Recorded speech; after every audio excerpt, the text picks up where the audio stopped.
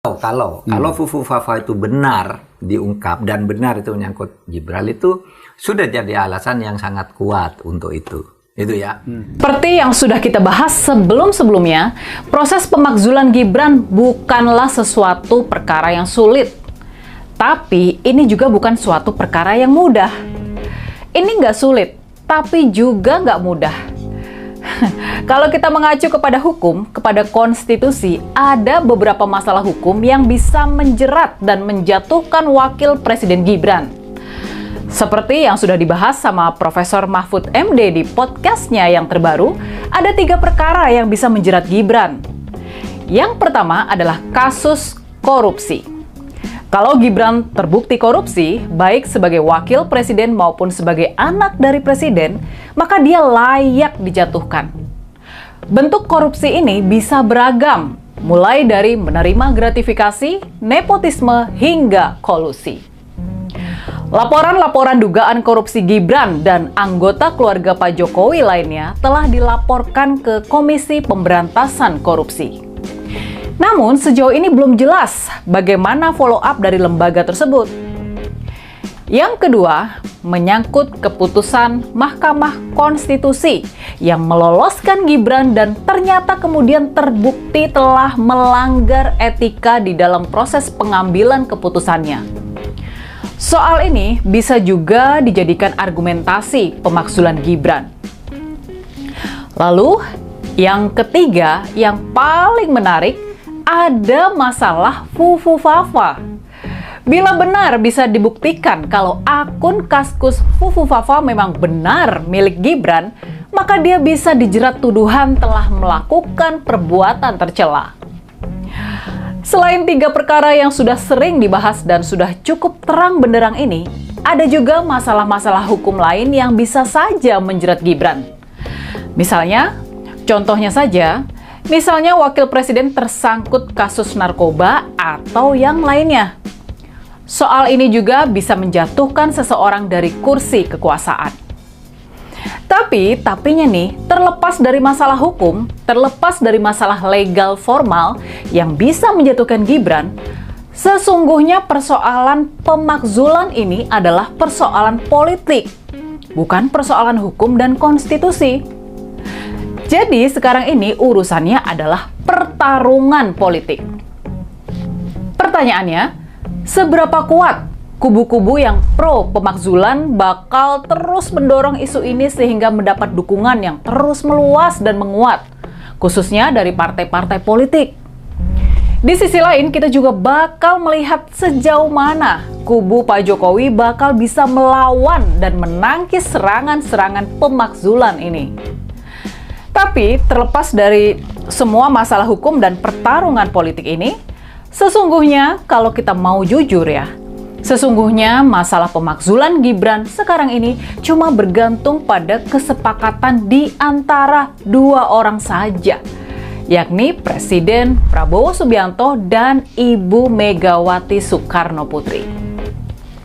Kalau Pak Prabowo dan Ibu Mega merasa hal ini harus dilakukan, pemakzulan Gibran bakal terwujud. Tapi sebaliknya, kalau mereka tidak mau terjadi keributan politik di tengah kondisi ekonomi yang semakin sulit ini, maka isu pemakzulan Gibran tampaknya bakal dibiarkan menggantung sebagai ancaman yang menyandera kubu Solo. Nah, sementara kubu Solo tersandera oleh ancaman pemakzulan Gibran ini, sementara mereka nggak bisa leluasa bergerak, Pak Prabowo bakal lebih leluasa membenahi pemerintahan dan kondisi ekonomi, terlepas dari cawe-cawe dan campur tangan mantan Presiden Jokowi. Pak Prabowo bisa mulai mempreteli orang-orang Jokowi yang masih banyak bercokol dan mengganggu pemerintahannya. Presiden Prabowo bisa mengganti Kapolri Listio Sigit buat mengembalikan kepolisian menjadi alat hukum yang hanya tunduk pada hukum dan bukan menjadi alat kekuasaan seperti di era Presiden Jokowi. Kalau kita mau bergerak maju, kalau kita mau memperbaiki kondisi ekonomi dan meningkatkan kesejahteraan rakyat, mau tidak mau membenahi kepolisian serta mengembalikan kewibawaan hukum, mengembalikan kepastian hukum, ini adalah suatu keharusan dan juga harus dilakukan sesegera mungkin. Nah, pertanyaan kita sekarang, apakah ancaman pemakzulan Gibran sudah cukup? Apakah ini sudah cukup menggertak supaya tidak ada perlawanan terhadap rencana penggantian Kapolri Listio Sigit? Kita tahu, kita paham, menguasai lembaga hukum seperti kepolisian adalah senjata utama dari Pak Jokowi selama ini buat menundukkan lawan-lawan politiknya.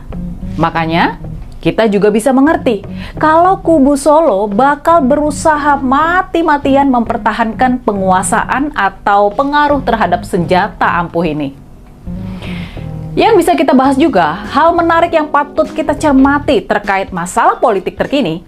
Hal tersebut adalah pesan Ibu Mega kepada Pak Sufmi Dasko, kepada Ketua Harian Partai Gerindra Sufmi Dasko, dan kepada Menteri Sekretaris Negara Prasetyo Hadi. Menurut Pak Prasetyo Hadi, ketika mereka mengunjungi rumah Ibu Mega buat membawa pesan rahasia dari Presiden Prabowo, Pak Prasetyo dan Pak Dasko mendapatkan pesan dari Ibu Mega supaya menjaga Pak Prabowo. Mereka diminta buat menjaga Presiden Prabowo. Nah, sampai di sini kita perlu berhenti sejenak dan berpikir, apa makna dari pesan Ibu Mega ini? Mengapa Ibu Mega berpesan seperti itu? Pertanyaan penting yang patut kita ajukan adalah ini.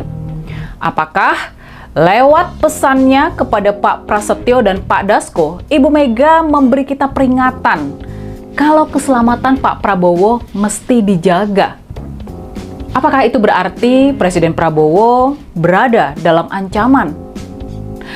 Lalu, kalau memang benar begitu, lantas apa ancaman yang mengancam Presiden Prabowo sehingga seorang Menteri Sekretaris Negara dan Ketua Harian Partai Gerindra harus turun tangan melakukan penjagaan?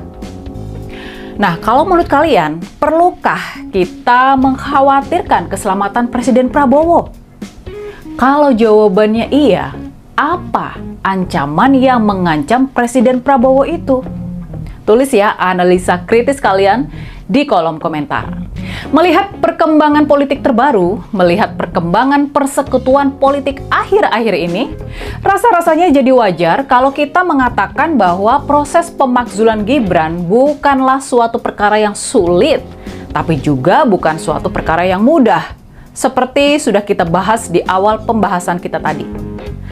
Masalah pemakzulan Gibran, terlepas dari kemudahan yang ada di dalam proses dan argumentasinya, masalah pemakzulan Gibran membutuhkan hitung-hitungan politik yang banyak dan harus cermat. Memang sekarang ini masalah Ya, halo teman-teman, kembali bersama saya di channel ini. Salam inspirasi, salam NKRI harga mati. Bersama saya di channel Indonesia 2045 yang membahas seputar politik, pendidikan, dan juga budaya. Benar sekali, pada kesempatan video kali ini kita membahas soal tuntutan pemakzulan Wakil Presiden Republik Indonesia Gibran Raka Buming Raka, yang tentu memang ini bukanlah hal yang mudah, bukanlah hal yang gampang, tetapi bukan berarti tidak bisa, ya meskipun nanti rasa-rasanya pasti ada muncul gejolak politik yang sangat dahsyat tentunya. Dan kemudian atas dasar apa sih sebetulnya pemakzulan ini dituntut gitu ya? Apa alasan kuatnya sehingga dengan lantang ya mengusulkan pemakzulan wakil presiden ini? Nah, kalau kita memacu pada putusan 90, ya mungkin kita melihat bagaimana proses di Mahkamah Konstitusi gitu ya, atau bagaimana prosedural, atau bisa kita bilang secara legitimasi ya Gibran itu seperti apa ya, mungkin kalian dan Bapak Ibu juga sudah tahu. Tapi ya kalau ada mungkin hal-hal lainnya yang menjadi pondasi kuat pemakzulan itu dilakukan, ya rasa-rasanya sah-sah saja. Apalagi kalau seandainya Gibran terlibat korupsi misalnya, atau mungkin melakukan perbuatan tercela, atau mungkin tidak lulus SMA dan terlibat narkoba sehingga tidak lagi memenuhi syarat sebagai wakil presiden, ya. Nah, tetapi apakah bukti itu ada sehingga pemakzulan ini digelontorkan secara terus-menerus? Nah, kalau kita mengingat apa yang pernah disampaikan oleh Pak Jokowi, ya, bahwa ya itu kan sepasang, sepaket. Artinya satu salah ya dua-duanya harus salah, kan begitu kurang lebihnya. Tapi itu kan saya rasa kalau memacu pada putusan 90 tahun 2023. Ya, tapi mungkin barangkali ada hal-hal yang lain, ya bisa saja yang satunya bisa turun juga di impeachment, kan begitu ya. Tetapi ya saya rasa tuntutan ini, itu, dan lain sebagainya, ya rasa-rasanya ya kembali lagi kepada Presiden Prabowo. Seandainya kalaupun beliau setuju, ya cepat tuh diselesaikan ini barang gitu ya. Cepat selesai tuh. Pasti ya DPR juga, ya bagaimanapun fraksi-fraksi dari partai-partai lain kan itu dari Kim Plus semua tuh kebanyakan, kan begitu. Ya paling juga daripada PD Perjuangan, kan begitu ya. Kalau Pak Prabowo setuju, ya udah rapim aja langsung, ya. Rapat pimpinan, lalu ya bawakan ke MK, baru ke DPR, MPR, dan lain sebagainya. Dan nanti secara proses ya baru Gibran dimakzulkan, misalnya seperti itu. Tapi seandainya pemakzulan ini disetujui nantinya dan akan dilakukan, kira-kira siapa ini ya yang bisa menggantikan Gibran? Banyak sebetulnya yang bahkan melebihi Gibran.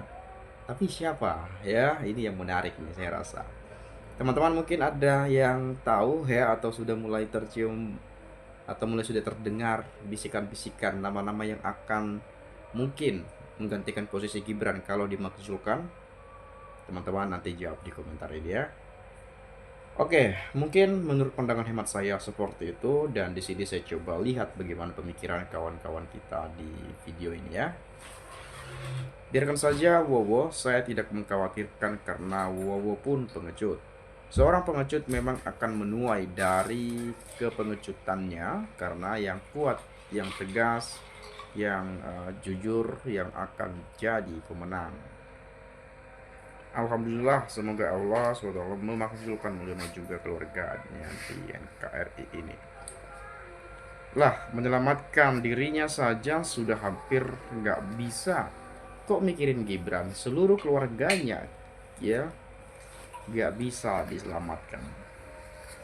Menurut saya, Prabowo memang dalam bahaya, apapun bisa terjadi. Ingat, kalau presiden berhalangan tetap, maka wakilnya yang akan menggantikannya.